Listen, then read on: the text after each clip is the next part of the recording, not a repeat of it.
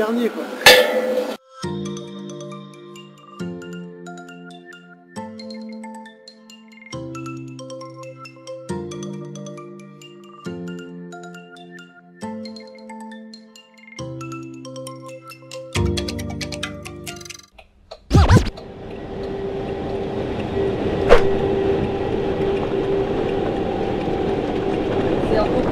Il est roux le bonheur, il est roux. Aussi chiant qu'un film danois. Il est roux le bonheur, il est roux le bonheur. De toute façon on voit rien.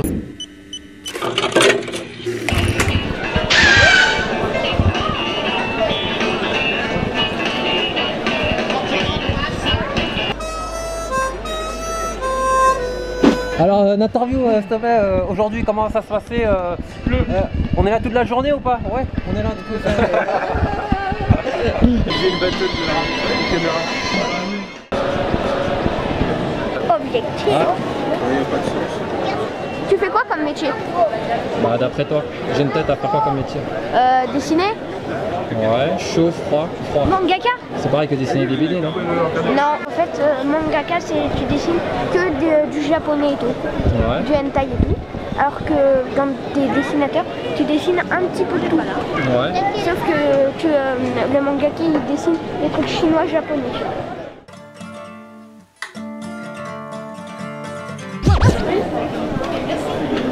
Et maintenant,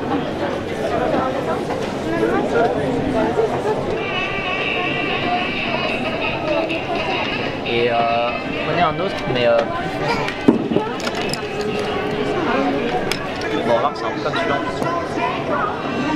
Ça, en fait, sont mes dessins. L'idée, c'est de se poser la question de comment on construit un personnage afin de pouvoir un petit peu l'articuler et lui donner des poses différentes comme on veut, quoi. Donc, pas juste savoir le dessiner de manière fixe, mais savoir comment un petit peu le faire bouger et le construire et vraiment l'articuler, le mettre en forme. C'est à peu près les mêmes types de personnages, mais simplement je fais varier les poses, quoi. Je fais pas toujours qu'une seule pose d'un perso. Et en fait, pourquoi je vous ai fait prendre des crayons de couleur, c'est parce qu'il y a deux temps dans le dessin. Il y a le moment où on construit un petit peu le corps du personnage, et il y a le moment où on rajoute un petit peu ses vêtements et tout ce qu'il a par-dessus sur lui. C'est par-dessus qu'en fait, avec un crayon plus foncé, je passe sur ces lignes de construction et que je termine la forme générale du perso en fait. Et ce qui est bien en fait, c'est que ça vous permet de tester plusieurs choses lors de la construction. Par exemple, je dessine un peu grossièrement la forme de son dos. Là c'était ses fesses avec le short et tout. Au niveau de ses mains, là, lorsque je suis encore au crayonné, je choisis plein de choses. Je me dis, est-ce que je lui fais plier le bras, est-ce que je lui fais lever les mains comme je fais là. On peut vraiment prendre plein de directions différentes. Et en fait, comme c'est au crayon clair, c'est pas grave si ça part dans plein de directions et tout, parce que c'est vraiment au moment où je vais ancrer, où je vais repasser par-dessus, que là je décide, ah bah là finalement je veux qu'il ait la main comme ça. Donc en fait, ça me permet d'expérimenter plusieurs possibilités. À côté de Côté du Bar, entre Tendros Éditions et Drôle de Frimousse. Ah bon, mais c'est... Bah non, c'est ça. et voilà. Elle dessine mieux que toi, Thomas. Comment? Bah, elle est super chaude quoi. Soit t'as un bon prof, soit elle dessinait bien de base. Moi. Elle dessinait bien de base quoi. Vas-y, ça.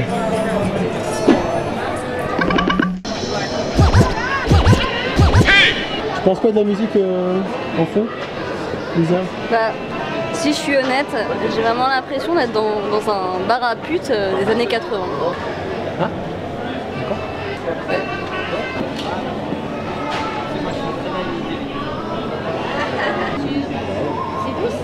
Oui. En plus, il a très envie de faire une dédicace. Ah bah oui. Je trouve que les oreilles, c'est vraiment un truc super dur à faire.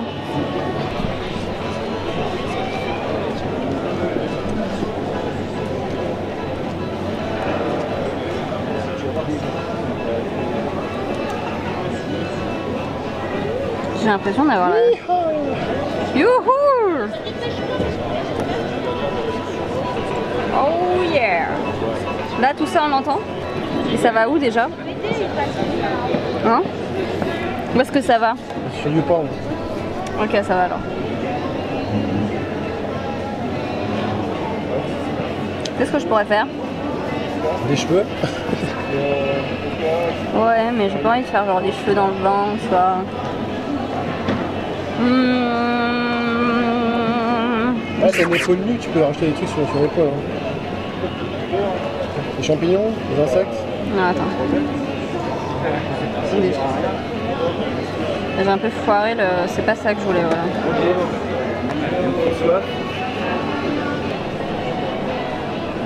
Bonjour, tu veux boire quelque chose? Coca, Ice Tea, Perrier, Orangina ou bière? Je vais prendre un iced tea, c'est gentil, merci. Chichi, glace. On sent le. Eh, merci. Le professionnalisme. Ça, c'est gentil, vous voyez? Alors là, on est dans un festival, c'est royal. Hein. On a le droit à une canette d'Ice Tea. Pas de livre, mais une canette d'Ice Tea. Voilà. Ouais, je veux bien aussi. Hein. Là, je le cale un peu. C'est suffisant, non? Ah ouais? Il faut la place pour mettre l'adresse. Hein. Ah merde! C'est vrai. Ah non, pas en gros. J'aime bien les grains de beauté. C'est beau. La mythologie. Alors, c'est de la Je trouve que mythologie. ça porte très bien son nom. Alors, je suis au niveau du stand des gens de BD. Le premier qui trouve la réponse vient me le dire. La réponse de quoi? C'était quoi? Bah non, je pas entendu. Non mais je veux dire, moi je suis en position de pouvoir gagner des trucs aujourd'hui. Tu veux dire en trichant? Ouais. Sans avoir... Non mais sans avoir... Sans jouer, sans jouer. Ouais. Sans Tu peux jouer. gagner sans jouer, ouais. Quand C'est même. vrai. Ton visage 10, c'est pas joli. Mythologie grecque ou romaine. C'est beau les grains de beauté ou les fêlures, les cicatrices et tout. Je trouve ça très beau. Moi j'ai un pote, il adore les nanas avec les dents de travers. En escalier et tout. Une petite dent qui part en vrille. Je Je trouve ça marrant. Comme quoi, nous on pense toujours qu'il faut être parfaite et tout, mais... Ah, ça fait partie des critères de beauté au Japon. Hein. Les dents en escalier, les hommes ils adorent ça. Hein. C'est dingue. Ah merde, elle a de la moustache maintenant. J'ai une vidéo en plein dans les yeux. Et dedans, vous avez 500 mètres carrés avec un mur pour. C'est comme les genres de légendaires pour le maillot qu'on a reçu à la chaîne.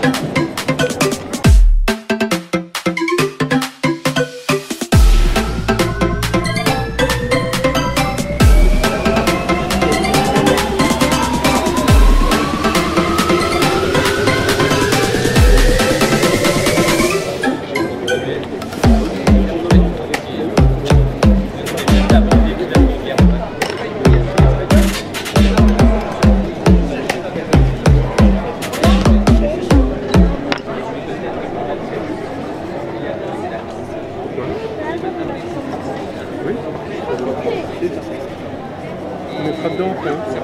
On mettra dedans. Hélène, tu veux une pompette? On vient vous présenter Liliane. Bonjour Liliane, alors comment ça va aujourd'hui? Ah bah là mon genou est en combat, putain ma jambe. C'est gênant. Ouais, franchement, gardez pas ça.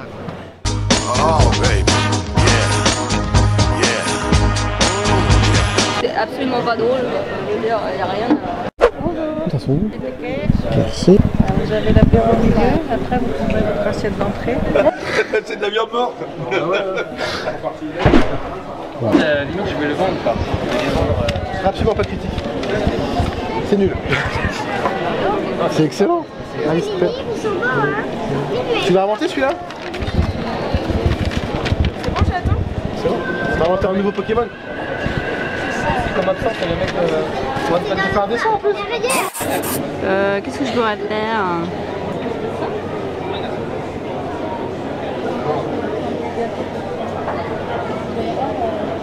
Pas mal.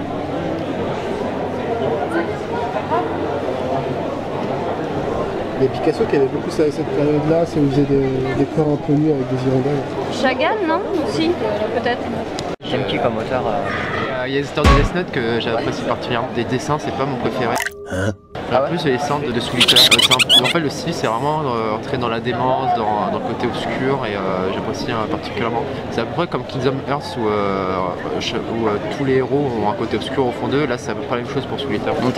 Ouais. J'apprécie ça parce que c'est le côté démentiel et juste. T'as l'air pas mal dans ce délire de trucs un peu démons et tout. Et bref, mais. Tu peux regarder. Pourquoi Pamplemousse? Bah parce que la maison d'édition c'est Cambrousse, ça arrive à Pamplemousse. Non, réellement c'est parce que il y a un mélange de dessins enfantins et adultes. Et tu sais quand t'es enfant, à la cantine ils te servent des Pamplemousse. C'est un truc qui est assez acide en fait, mais plus pour les adultes. Ça arrive pour les deux quoi. Ouais. C'est ça que j'aime bien, c'est le fait que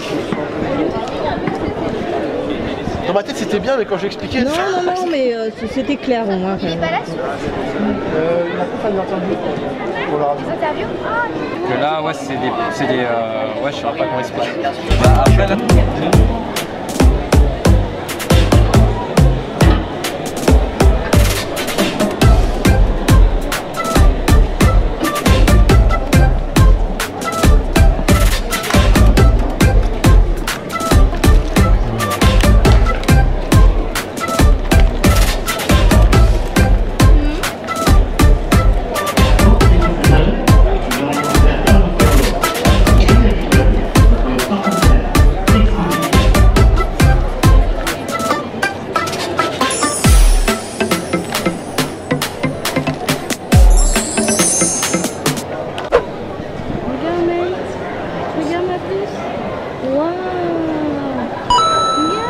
Fallait y aller et descendre. Généralement, tu sors d'un bâtiment et là, tu surplombes un univers immense, mais t'es à genre, je sais pas, comme si t'es en haut de la Tour Eiffel, quoi. Tu dois descendre sur des rails comme ça à donf. Et je ne sais pas pourquoi j'avais des ampoules, ok, c'est très drôle. Non, le dessin est pourri. Écoute ça.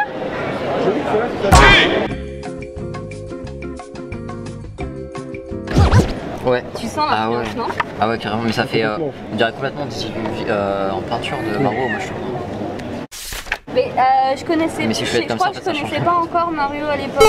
Oui, Mario. Enfin, comme quoi il y a des connexions qu'on arrive à établir sans parler d'influence, tu vois, mais de lire que t'as des correspondances. Moi je pense à un peu quartier loin. Je sais pas si c'est quartier lointain, mais la bonne femme là. Il y a un truc. C'est ta BD? Ouais. Ah. Si t'as pas fini de la regarder, je me la passe comme ça.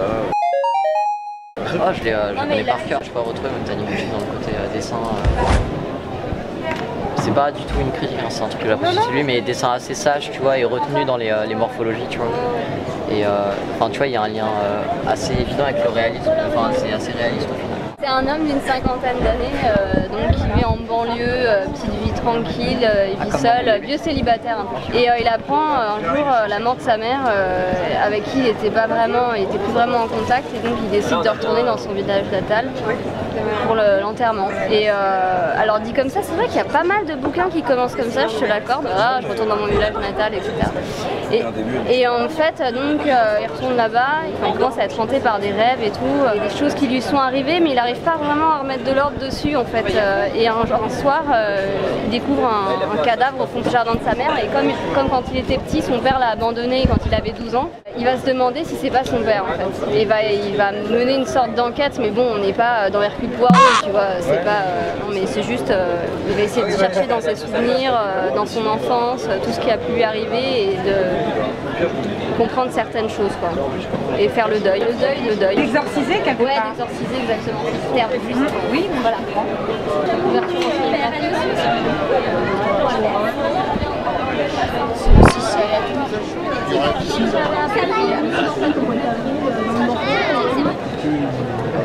Donner des pistes et tout. Bah par mail, il n'y a pas de souci. C'est votre numéro? J'en suis pas arrivé à avoir le secrétaire. Mais... Dans la pub, j'ai fait pas mal de stages dans des agences et le côté ordinateur, tout ça, écran, j'arrivais pas à me retrouver réellement dans cette pratique-là, dans cet outil-là, quoi. Voilà, c'est gagné. Voilà. Faut dire, moi, je suis en position de pouvoir gagner des trucs aujourd'hui. Il y a même aussi des réalisateurs qui n'arrivent pas à trouver des financements pour faire leurs films de genre, comme par exemple Benex, qui se mettent à faire de la bande dessinée.